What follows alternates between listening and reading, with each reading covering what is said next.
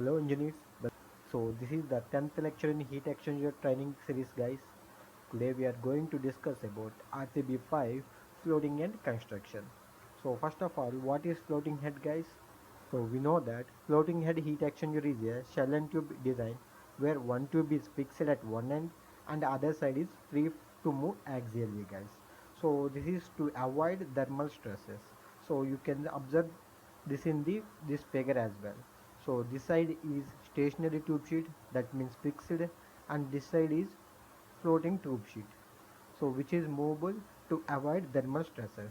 So this is all about the floating head, right? So we already discussed about this floating head in previous lectures as well. So this is the some brief discussion about floating head guys. So let's see some of the key components in the floating head device.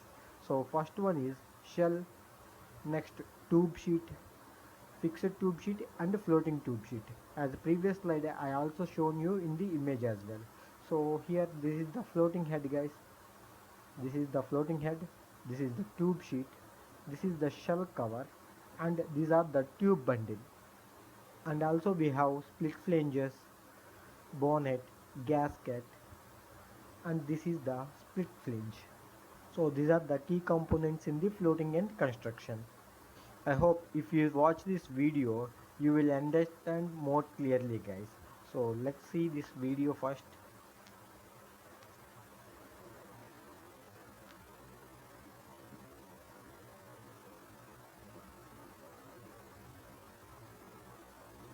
If you watch carefully this video you will understand step by step assembly of floating head construction. Next we are going to see what is the depth of floating head covers. So this is mentioned in RCB 5.1.1. So TEMA standard given minimum depth thickness requirements for floating head covers guys. So this depth is essential due to variation in the shape of the floating head cover, which can range from ellipsoidal to torus spherical. So the purpose of this depth calculation is to verify the chosen geometry provides adequate internal space or not. So let us see, for single plus floating head cover, the inside depth h is greater than or equal to 1 by third of nozzle ID guys. So you can also observe in this figure as well, this is your floating head cover which is highlighted in the orange color. So h is nothing but inside depth. So for single pass flow floating head covers, your inside depth must be greater than or equal to 1 by third of your nozzle ID. So this is your nozzle ID guys. For multi-pass floating head covers, TEMA provided in the form of required area. So whatever the required area of multi-pass floating head covers must be greater than or equal to 1 by 3 times of area of one tube into number of tubes per pass guys. So area of tube, we know that the tube cross section is in circular form, right? So this is the D. So area is equal to pi by 4 d square. So you will get area of one tube. So number of tubes is nothing but 1, 2, 3, 4, 5, 6. So 6 tubes for one pass only. This is per pass. So you need to enter 6 here. So this is how you need to calculate required area for multi-pass floating head covers. So this is for R type only guys. We have CB type as well. So TEMA standard given for CB type as well. So here for multi-pass floating head covers, your inside area, so whatever the area here must be greater than or equal to A into N. So this is the area of floating head. So must be greater than area of tube into number of tubes of one pass. For single pass you need to enter the how many number of tubes are there. Here you can observe 1, 2, 3, 4, 5, 6. 6 tubes are there for single pass only. So you need to enter in n plus 6. And here you need to enter area value for the tube. So this is how you need to calculate for R type and CP type floating head covers. I hope you got this point. Next, let's see internal bolting, which is mentioned in RCB 5.1.3. So here you can see that this is the internal bolting, right? So this internal bolting is used for assembling the floating head covers, and also bonnet to the shell cover, guys. So for this, whatever the material we are used for internal bolting must be satisfy the mechanical design criteria, guys. They also exhibit corrosion resistance, which is similar to the shell material, guys. So not only internal bolting, whatever the internal components used in the floating end construction, that must satisfy the mechanical design criteria. So you need to remember this point. This is very very important in terms of design point of view. And also if there is any corrosion resistance you need to provide, you need to select material according to that one. Like what we do for shell. So this is all about 5.1.3 internal bolting. If you watched still here, I hope you like my content. Let's continue learning by subscribing my channel and click on the bell icon. So you will get notified if I upload any new videos, guys. And also give some high points to this video and also hit the like button. So let's see RCB 5.1.4 floating head backing devices.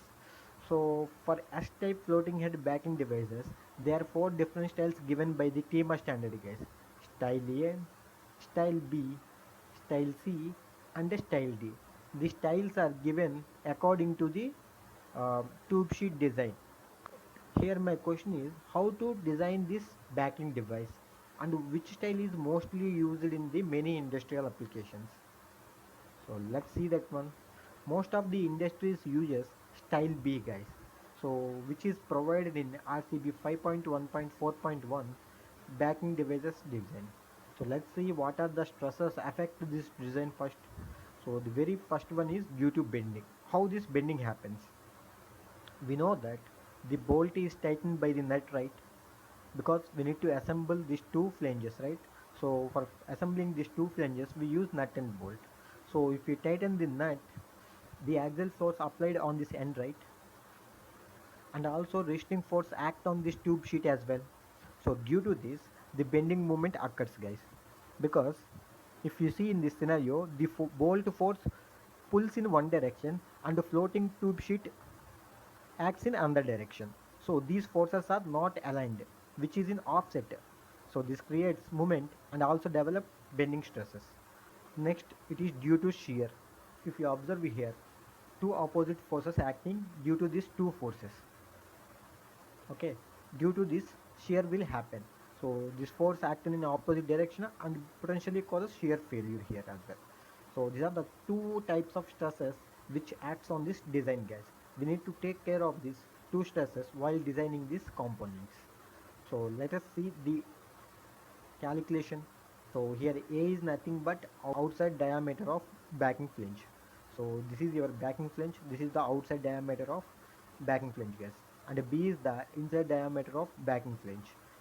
Here C is the bolt circle diameter, and H stands for the distance between B and C. That means inner edge of the flange to center of the bolt. So this is H distance. So and T is the thickness of the backing flange. So nothing but this is the thickness of backing flange. And W is the load, I mean bolt load act on these flanges, guys, and S is the allowable stress. So first let's see bending stresses. We know that bending stress is equal to moment by section modulus, right, where moment M is equal to W into H, load into perpendicular distance, and the section modulus Z is equal to B into Y into T square by 2. It is derived using ASME appendix 2, guys. So according to geometry factor Y. So if you substitute the values in the stress equation, so S is the allowable stress, right? Here I am using allowable stress as a bending stress. So S is equal to W into H by B by 2 Y T square. So this is the formula given in the RCB 5.1.4. But our final agenda is to calculate thickness of the backing flange, right? So thickness is equal to 2 into WHY by B into S whole power 1 by 2 into 10 cube. So this value is in mm, guys. So this equation ensures the backing flange is thick enough to resist bending, which is caused by the bolting load acting at an eccentric distance, guys. So this is all about bending stresses. So next we can see shear stress condition. So we know shear stress S is equal to load by area. So here S is equal to W So here, yeah, load is nothing but W, right? And the area is nothing but pi dt. Here D is nothing but Z, guys. In this condition, TEMA provided Z is the D. That means outside diameter of tube sheet. So S is equal to W by pi dt. So here Z is equal to tube sheet loading, T is equal to thickness of backing flange, S is equal to shear stress. So we want the thickness, right? T is equal to W by pi Z SS into 10 power 6. So for shear stress condition, we know SS value is equal to 0.8 into S. So which is in PSI. So this equation ensures the flange is thick enough to resist circumferential stress which is caused by the bolt load. So I hope you understand shear stress condition and also bending stress condition for backing devices design. So this is all about style B, guys, which is mostly used in many industrial applications. Next, we can see RCB 5.1.5 tube bundle supports. We know to place tubes in proper way, we need some supports, right? So you can see here as well, these are the tube supports. Here the highlighted region indicates a support plate or rod that prevents tube vibration, guys, and also sagging near the channel or head. So the main purpose of this supports is to keep tubes aligned and avoids excessive vibration due to flow and supports long unsupported span of tubes. So here my main point is, what is the minimum required thickness for these support plates? So we need to design, right? We need to find the thickness of this plate, right? So what is the condition given by the TEMA standard? The TEMA provide minimum required thickness for support plate or baffle in the table R 4.4.1. So this table provides minimum thickness conditions for that plates, guys. So which depends mainly on nominal shell ID and also unsupported tube length between central baffles. So for example, if your shell ID is 700 mm and your unsupported length is 600 to 900 mm, so you need to select 8 mm as your thickness, guys. So these are in metric, so dimensions are in mm, right? So you need to consider this table for taking the minimum required thickness for your support plate. I hope you got the point. So this is all about for this session, guys. I hope you enjoyed the session. So please share this video to your friends as well, so they will also get benefited. Thank you.